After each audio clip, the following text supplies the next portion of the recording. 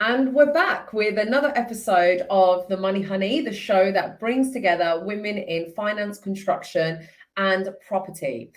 My guest on the show today, we've just been speaking offline, right? We weren't recording, and I literally just had to cut her off and say, stop speaking, because I really want to record what you're saying. She literally didn't even say hello, and she went into so much value, so much amazing content that I can't wait to share with you, because this is the first time I'll be meeting her. I've never met her before. I've never spoken to her before, other than a nice message that she sent me on LinkedIn, which she reiterated and repeated on the call just now, but before recording, and it really threw me off guard. I was in a really awkward position, because she messaged me on LinkedIn saying, your name keeps cropping up in the industry. I've been hearing a lot about you and what you're doing. I'd love to have a chat. And so she started following me. I followed her, and then I eventually invited her on the show, on the Money Honey show, because of the barriers that she's breaking, how talented this lady is, and what she also stands for. So I'm really excited to bring to you today Juliet Baloolal. I hope I've said her name correctly. She's from Seddons. So Juliet is a dual qualified English solicitor. She qualified as a lawyer in Trinidad and Tobago in 2003, and then re-qualified as a solicitor in England and Wales in 2005. I mean, being a lawyer is hard enough as it is, but she had to do it in all the country. Like, she's done it in more than one country. I don't know how she's done that. But anyway, Juliet has practiced as a commercial property lawyer and litigator in England since 2005, and is also a qualified mediator. Her approach is proactive and practical, is what she says. Juliet's experience is in property litigation with an emphasis on mortgage and banking law, and has, this has been proven invaluable in the real estate finance work which she undertakes at the company Seddons. She's a strategic thinker, she says. She describes herself as a strategic thinker who is heavy on execution and delivery of results. I mean, to be a lawyer in Trinidad, Tobago, and England, you've got to be diligent, knowledgeable. You've got to be all about the results, all about the delivery. But she creates strong relationships with her clients as well. And in particular, highlighting her expertise, Juliet did an excellent job on the transaction for the record. Everyone has been impressed with her level, knowledge, and general diligence on this loan, which has which had some pressing time requirements. So that's what people say about her, that she does an excellent job, and everyone's really impressed with the level of work she puts into it. So honestly, it really needs to come from Juliet. I really want, I just can't wait to hear from her. So yeah, let's welcome her on the show.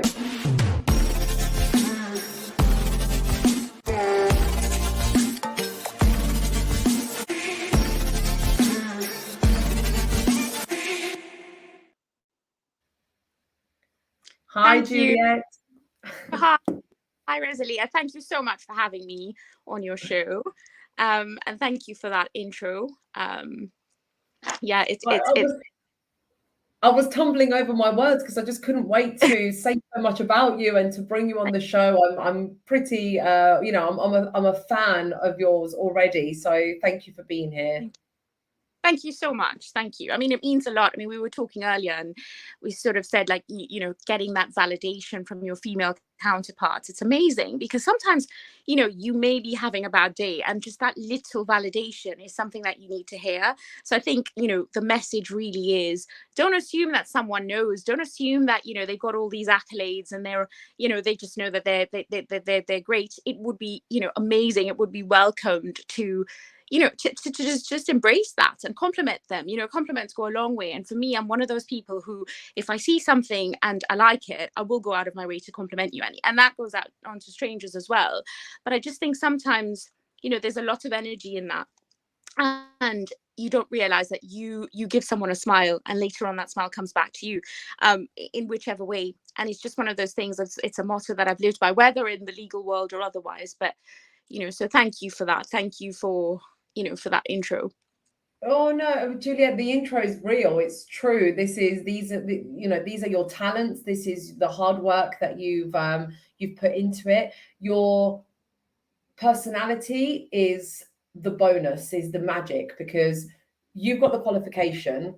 Anyone can get a qualification, but then I met you, and before we even started recording, you have that energy about you. You lifted me up. You're a guest on my show, but you came on the show and lifted me. And like you said, you didn't need to say anything at all, but you decided to tell me what you've heard about in the industry about me. Well, obviously we have a lot of connections in common. My name has been coming up, and you've decided to tell me and make me aware that it's all positive. It's all been in a good light, that I'm being spoken about positively out there. And actually that's all behind closed doors. I was none the wiser. You didn't have to say anything at all, but that's the kind of person you are, that beyond your qualifications and your talent, it's just being kind, isn't it? Like you said. Absolutely, absolutely. And it's one of those things when you just read the bio and you said, I qualified in the West Indies, I qualified in Trinidad. I've been qualified now for 20 years, so really long time. And when I came to England, I was 23. I had no family here. I had no connections, nothing. And I decided, look, I want to be a solicitor. And one of the differences between the 23-year-old self and myself now is that fear element. I think when we're younger, we're fearless. And as we get older, the world breaks pieces from us. And that fear comes in, and it's like, well, can I do this? What are they going to say? What are they going to think? People are going to laugh at me. And, the message really is, do it afraid. Just do it afraid, because this is not a dress rehearsal. This is not, well, I'm going to have a second chance and in 10 years time. No, do it now, make your mistakes now, learn, grow, be better and better and better. And that's one of the things, Rosalia, when you compliment people, it's like we're all links in that chain gets stronger. That I'm a fan, that you could come to me, I'm here to support. And that's what I say to my junior staff that I mentor. I've got paralegals that I mentor who are now in training to become lawyers, and I'm like, use every bit of experience to mold you, to graft you, to make you that much stronger. So when you get to my position, you can then share that gold dust with other people coming up. So it's so important that one, yes, we give off and we collect as well. So I've got people that mentor me. I've got, Alison Horton. She is like one of the biggest personalities ever. I love her. Our personalities just mesh together, but she is like, she's amazing, and she's one of my mentors.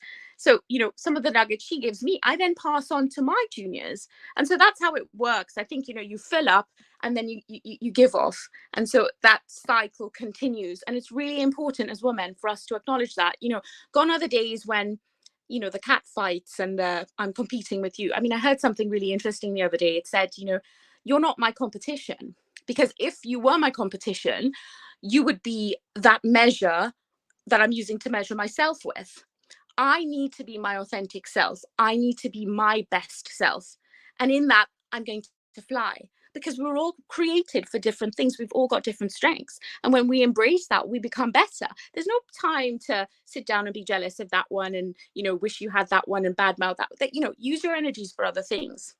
And that's, whether it's, again, in the legal world, professional world, personal life, that is a piece of advice that, I've used throughout the years. Wow. I mean, I am totally with you. Like I that's how I talk to myself on a daily basis. For me, there's collaboration over competition. Yeah. I am my own competition. All I'm trying to do is be better than I was yesterday, just that extra bit better, 1% better than I performed yesterday in my work, in the gym, in my personal life.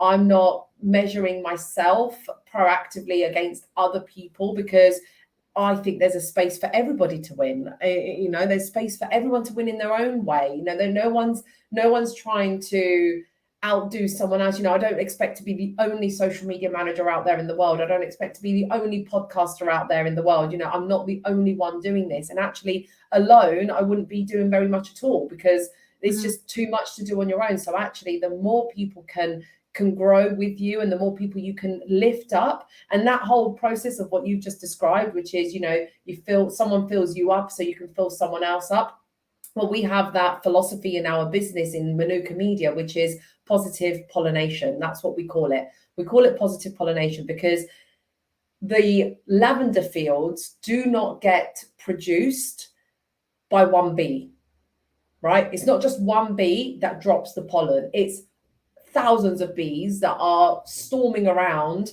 dropping the pollen, and that's what they're doing. They're helping the fields flourish because they're dropping the pollen, and that's what we're doing here today, you know. So this bit of pollen, we call it gold dust, magic dust, unicorn dust, whatever you want to call it, you know, I call it positive pollination, and it's my job today to bring people like you to the limelight. So what would you like people to know? Yeah.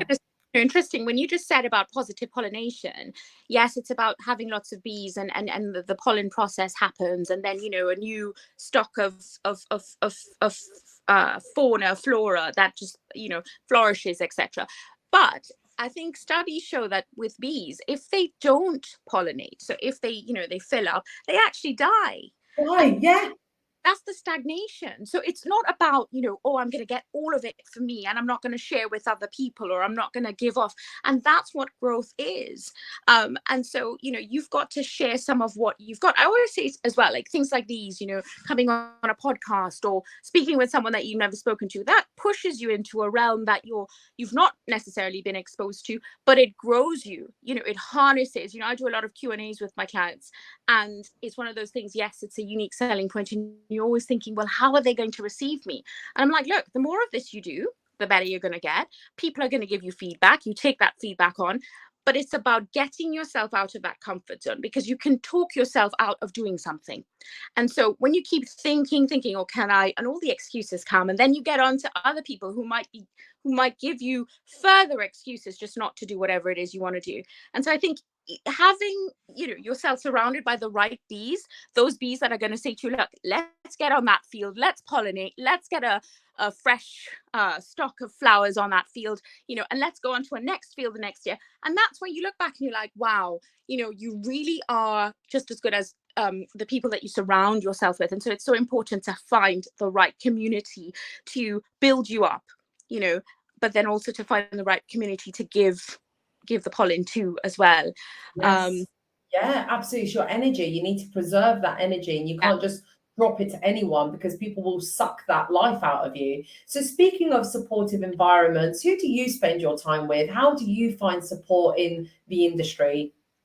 So, I mean, I've been very lucky. I've had some really great mentors. So when I started off, I came here when I was 23. The Law Society said, look, you know, we can't get you on the roll. You're too young. You need to get 1 year of experience in an area of law that you've never done. And I thought, well, who's going to hire me to get 1 year of experience in an area of law that I've never done? That's just, you're just basically telling me, pack my bags and go back to the West Indies. And you know, again, that's where sort of the mental strength comes in, because you can use that. You can become bitter or you can become better. And I was like, look, I'm not going to suck on those lemons. I'm not going to become bitter. I'm going to make my lemonade. I'm going to put in some sugar, put in some water, and make that lemonade and get this done. And I sent about 200 letters telling people, this is my predicament. Can you please help me? Can someone give me that training in an area of law that I've not yet done?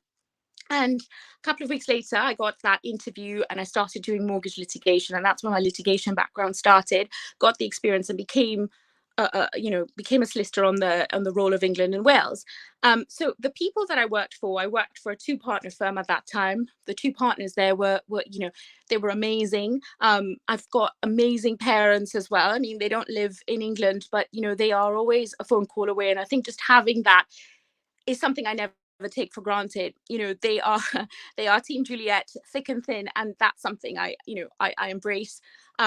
The firm that I currently work for, Seddons, you know, I've got an amazing head of real estate department. He is just completely all open door. He will listen, he will sit with you, he will strategize with you. And it's really good to have that hand holding, to the point where I used to be afraid of going out there to sort of meet new clients. And I'd say to him, oh, I'll never get a client, never.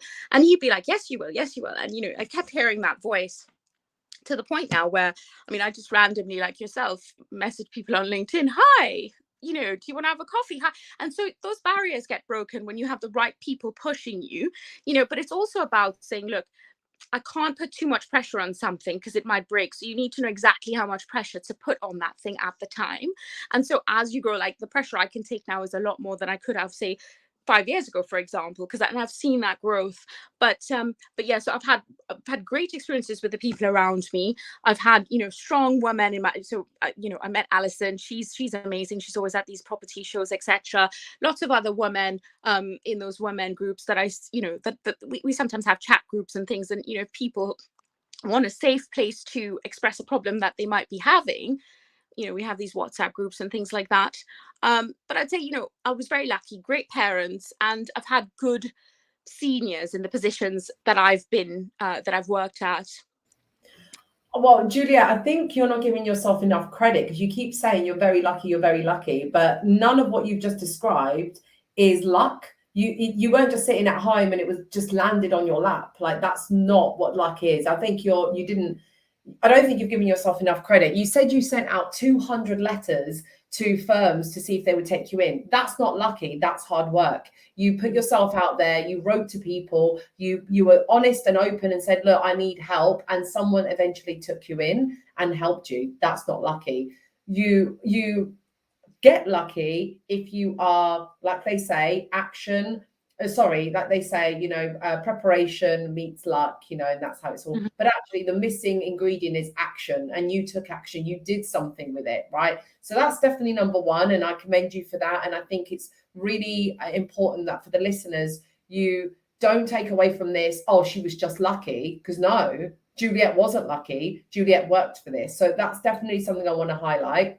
The second thing is support groups. So, okay, the lucky part is that you were born with nice parents, right? And that some people are unlucky and maybe they don't have that support. But you've then created a network for yourself, and you've gone to form relationships where you can get more support. Like Alison Houghton Caulfield, who's been on the show before, like her. I know you know Maria Harris, I think, don't you? Yeah. You've been, yeah. So you've cultivated these relationships. Bev is amazing. I mean, yeah, absolutely. Yes. I mean,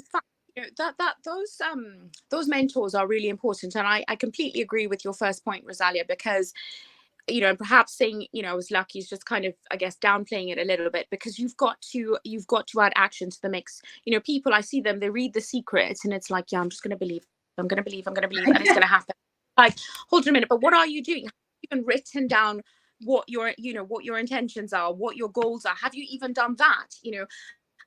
So it's not just about being inactive. You do have to be proactive. And I do think that proactivity mixed with a bit of good energy, that good vibe, because, the intention when I sent those letters out was, something good is going to happen.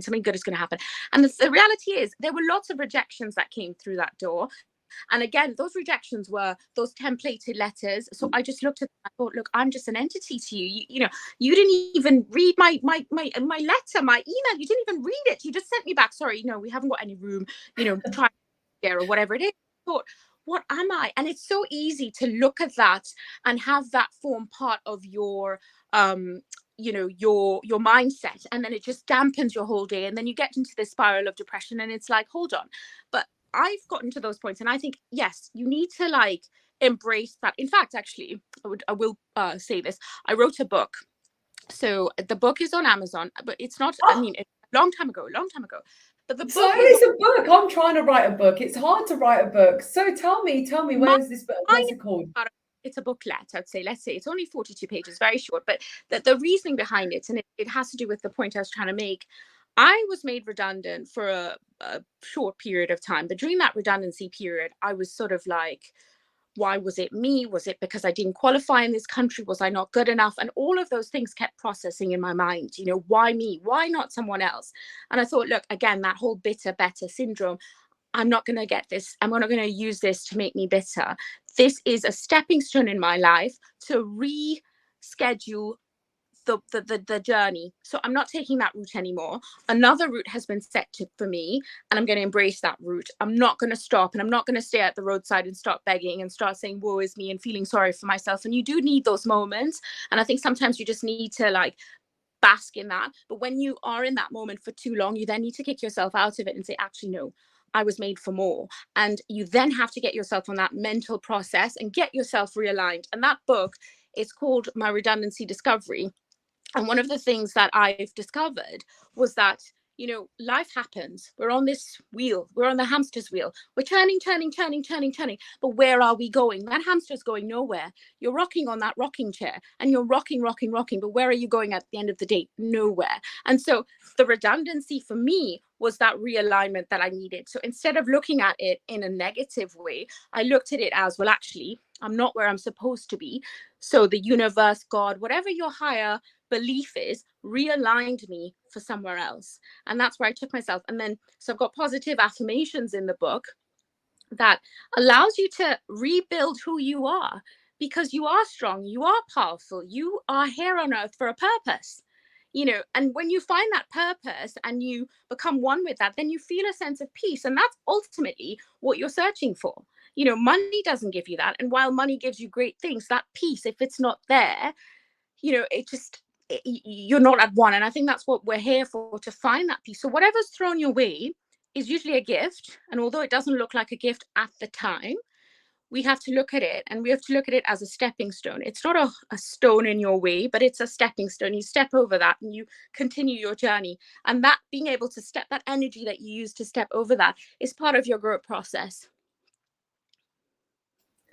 And ladies and gentlemen, this is the definition of a money honey. This is exactly why Juliet is a money honey, because this just everything you've just said. Firstly, I feel like you wrote the book that has been in my drafts for a very long time, for over 2 years now. So there's 2 books I'm trying to write. One is obviously business related, which is, to help financial advisors and mortgage brokers become more visible on social media and how to build a personal brand. That's more of like a practical how to, business related book. But the book that this is the adult, you said earlier about, as you get older, the fears and things like that. But see, the book that I wanted to publish 2 years ago was about my redundancy discovery journey, Juliet. So I don't know how long you've been following me, and anyone new to the show, if you've never met me before, the reason I started the Manuka Media business nearly 3 years ago was because I was a business development manager working for a bank, got made redundant after having been on furlough during the pandemic. I never went back to my job. Okay. I was told, okay, you can stay at home permanently now, basically. And that redundancy that hit me was the rebirth to the entrepreneurial spirit I had lost. And so I wrote down, you can be bitter or you can be better. And I remember that feeling of, hold on a minute, you just don't know who you just made redundant here. And it wasn't against them, because we've left on good terms, and I appreciate that job that I had. I love everything about my previous job. I would have gone back. I actually, after furlough, would have gone back. I would have wanted, I'm not going to be here saying, oh yeah, I was going to quit anyway. I was never going to quit. I liked my job. But I used that situation that happened to me out of the blue. I never expected it. And I do have a higher belief. I believed that God put something in my path that was always meant for me, but I was playing it safe. I was going down the employed route. I wasn't fully coming into and owning my own space. So that book, Juliet, that I want to write about my own redundancy story is in my drafts. It's there. I've started to share that story. I just never released it. So I think I'm going to buy your book, and I'm going to use that as a sign. You have been assigned to kind of share my story on that, because other people would benefit from it. I know they would, because I know at the time when I was made redundant and I announced on LinkedIn that I was starting this business, I had so many phone calls from other BDMs, from other employed account managers who were like, Ros, I don't know if I'm going to go back to my job. How are you doing it? How did you do that? Was it, how did you find it easy, Juliet, to transition from redundancy to where you are now? So yeah, I got made redundant, and this was the thing. I was redundant for like 3 weeks, which was just I know, it's not a long time. And I kept saying positive affirmations during that time, just to say, look, your worth and value doesn't come from your job. your worth. And often you do that. You define yourself by the things you have. And unfortunately, these things are going to fail you because they're never going to be enough. So you've got to find, again, it's that peace inside here. When you have that, no job defines you, because you know that there is something better for you. And that's why you're in that space. I wrote this book to help people to say those affirmations when you forget who you are and you forget how strong you are and life has beaten you up a bit. Those affirmations are to reestablish those building blocks in your mind so that you get to that position of strength. So you can then think, well, what is it? What was I meant to do? You know, that little girl, what was her dream? Why has that dream gone away? Why is it lost? So it's more of a booklet. It's not, you know, a huge book, but it was more to sort of say, look, when you are emotional, you can't think straight. And so that's, yeah, you can't. And we are emotional creatures. You know, you find like a man, I would say their brain is like a satsuma. You know, they have little segments. So with them, you know, they get upset, but they can go and play on the golf course because the upset part of the segment is there, but they don't mix it with the golf course part or the business part. So they have segments in their brain. Our brain as women is like, we're like, they all scramble together. So everything is affected. You know, you can't eat, you can't sleep, you can't do that. Everything's affected because it just is the driver. You know, everything's muscled into one.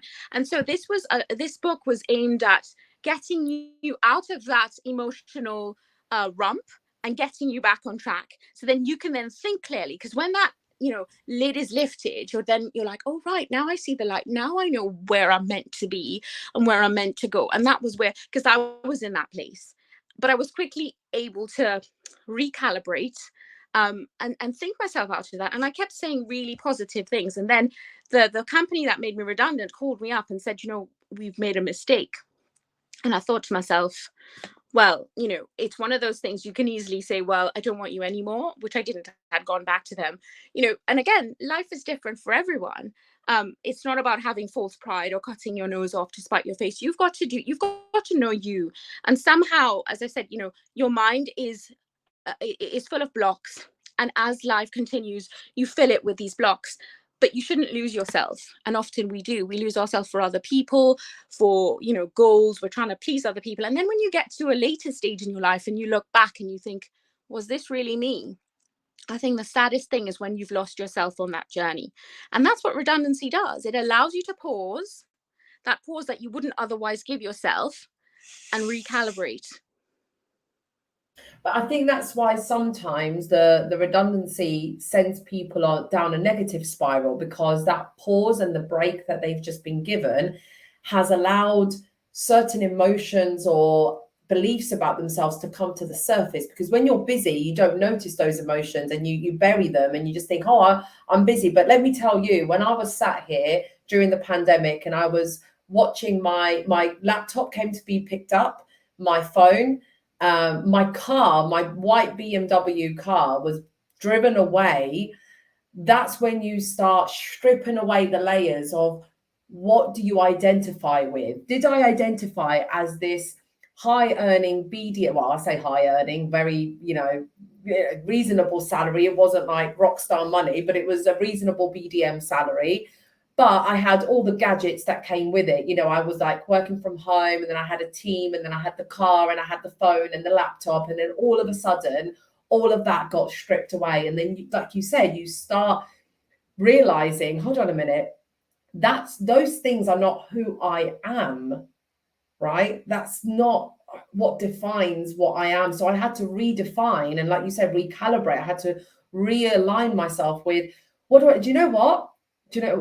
I've not, since that BMW was driven away, I have not replaced it with another car.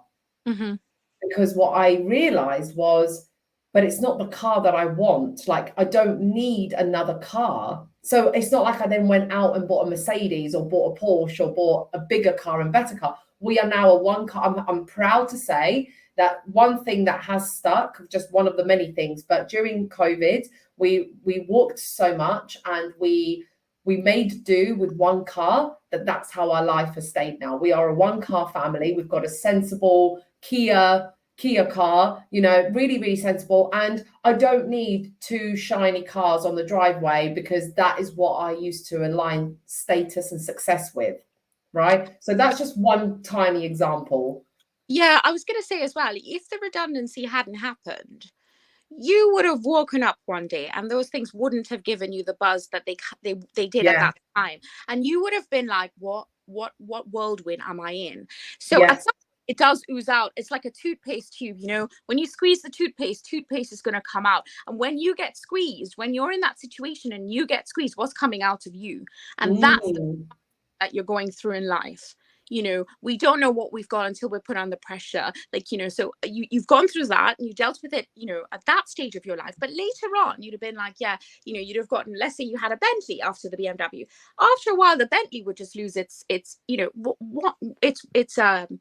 you know, it's zeal. You would be like, you know, and I need the next best thing. I need to travel by helicopter. I can't come down to London. Yeah. And so that's the human thing, the flesh in us, you know. So we're spiritual beings. And, you know, someone once explained to me, look, you don't go into the garbage and eat the garbage, do you? So why do you feed your flesh? Why do you feed your spirit garbage? Why do you feed your mind garbage? You know, you have to nourish your mind just as you nourish your body. And so it's really Absolutely. important to look at these things and think, well, actually, no, that car doesn't define me. Actually, I'm better than that car. And whatever I travel in, you know, I'm still valuable. Yeah, I love that.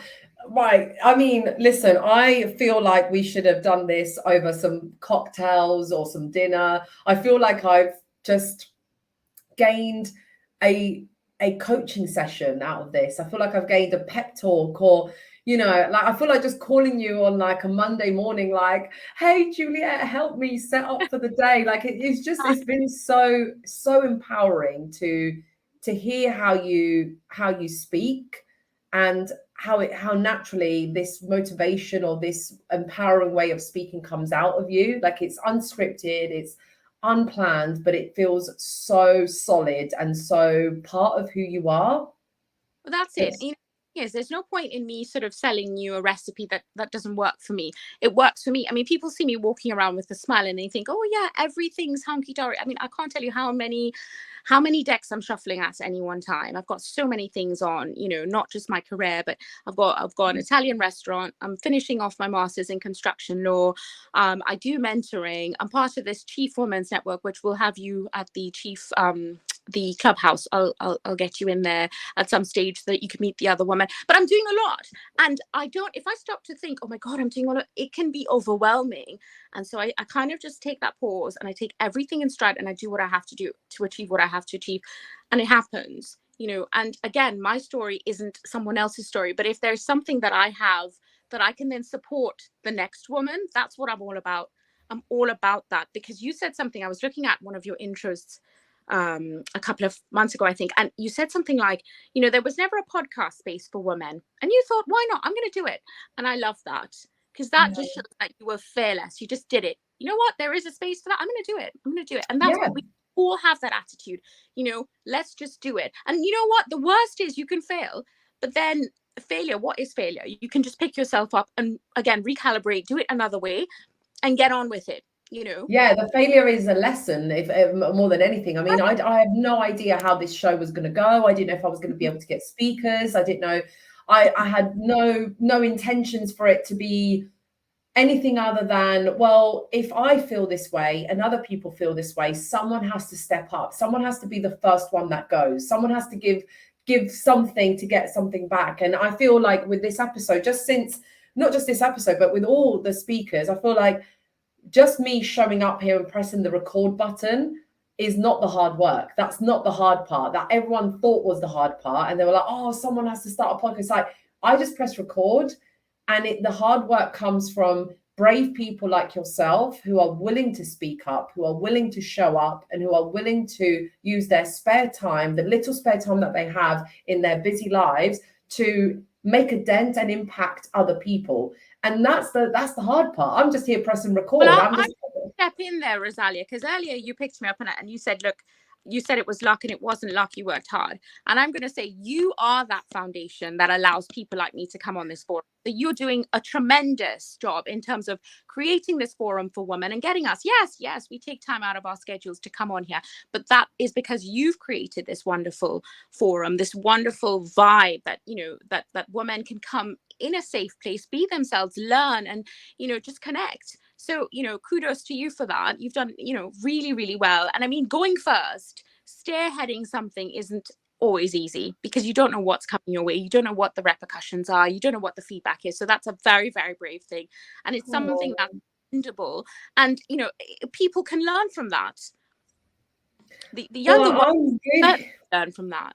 I'm touched and very, very happy that this has been received so well, that you get so much energy and power from this just chat. Like, literally, that's all I wanted. I just wanted to chat to some, like, it's lonely being in business. It's, I'm a business. I do have people working for me, but they do what I say and they do what I want. And it's not they're not leaders in the same way, right? So sometimes it's just nice to be surrounded by like-minded people, someone who gets what I'm going through, or someone who can lift me up and inspire me. So but watch this space. There's going to be a live Money Honey. This is the first I've ever announced it. So anyone tuning in, and Juliet, you can be my witness to this, but there will be a live Money Honey event coming soon where we'll do a live show with panel speakers, with keynote speakers. So there will be a live event.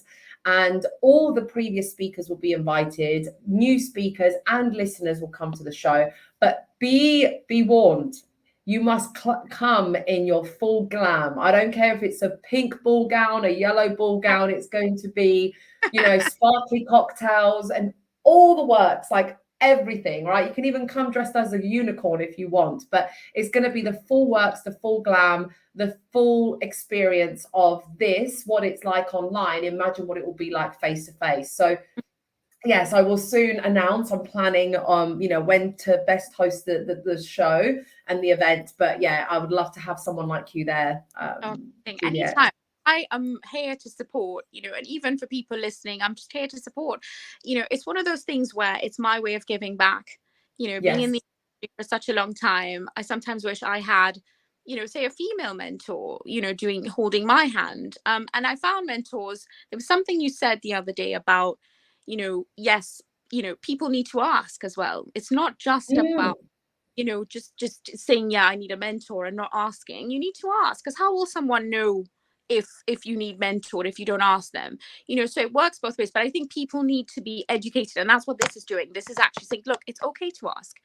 Someone might be busy and you might get a little no for now, but eventually they'll come around to it. So, things like this educate younger minds in terms of the do's and don'ts and what they can do in approaching, older women, mentors, etc. So absolutely. How do we know what you need if you don't know that you need it, and that you haven't made yourself known? So even when I say, if you want to be on the show, I'm actually going to stop asking people to be on the show, right? Because I want to see who comes forward, right? A lot of people come because I've asked them, and I'm not in a rush to grow, right? There might not be any speakers. If I choose to do this, right, there might not be any speakers for 2 months, but I want to see who brings themselves forward. And I'm going to post about that and say, look, if you want more female faces out there on the screen, you have to be the female face that puts females out there on the screen. Agree. It's about accountability. And you need to self. And you know what? You said something intriguing as well in your email. You said, look, it can be daunting. This can be a daunting process. Putting yourself out there, being on a podcast, saying stuff, it can be daunting. But you know what? You've got a story that people want to hear. Yes. Yeah. It doesn't matter how senior you are, how experienced you are, what background you have, what qualifications and awards.